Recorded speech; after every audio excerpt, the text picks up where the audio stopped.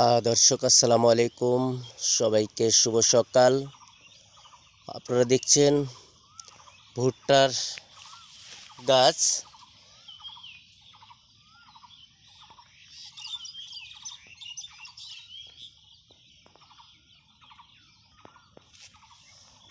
এসব ভুট্টার গাছে কিন্তু পোকার আক্রমণ আপনারা দেখতে পাচ্ছেন।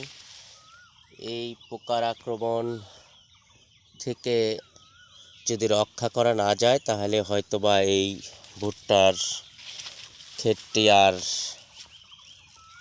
ভালোভাবে বাঁচানো সম্ভব হবে না, এবং সেই সাথে যে কৃষকের কাঙ্ক্ষিত আকাঙ্ক্ষা ছিল যে ফসল থেকে তারা লাভবান হবে, সেই স্বপ্ন কিন্তু আর পূর্ণ হবে না। এটি রংপুর জেলার মিঠাপুকুর উপজেলার খুর্দ মুরাদপুর গ্রামে এই ভুট্টার ক্ষেত। এখানে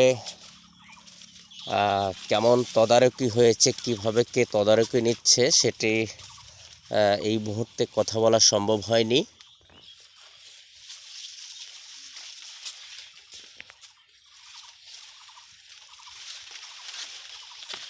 অবস্থা দেখে মনে হয় কেউ তদারকি নেবারই লোক নেই, এমন একটি দৃশ্য দেখে মনে হচ্ছে।